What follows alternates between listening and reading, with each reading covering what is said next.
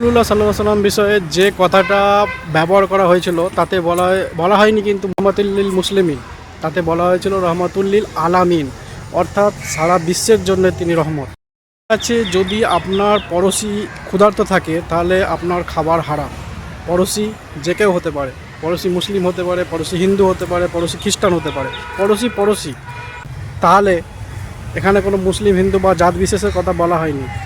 একজন কবি বলেছিলেন, বিখ্যাত কবি বলেছিলেন যে তুমি যে মুসলিম সেটা মানুষ বুঝবে কী করে? তারা কি মুসলিম ধর্মে কি কি আছে বা ইসলামের রাস্তা কি কি আছে তারা বুঝবে কী করে? তারা কি তোমার কোরআন পড়তে যাবে?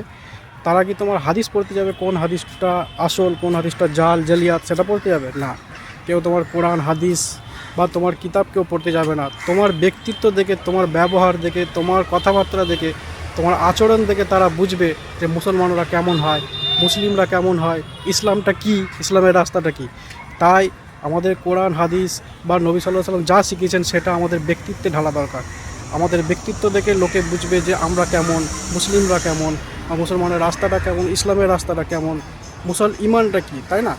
তাই আমাদের ব্যক্তিত্বকে শোধরাতে হবে, আমাদের এখানে ইসলামের রাস্তায় চলতে হবে, আমাদের আচার আচরণ কথাবার্তায় আমাদের ইসলামের তরিকা নিয়ে আসতে হবে।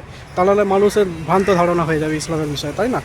তাই আপনাদের ব্যক্তিত্বকে, আচার আচরণকে, কথাবার্তাকে অবশ্যই ঠিক করুন, শোধরান এবং ইসলামের রাস্তায়, ইসলামের লাইন হিসাবে রসুলের কথা অনুযায়ী চলতে চেষ্টা করুন।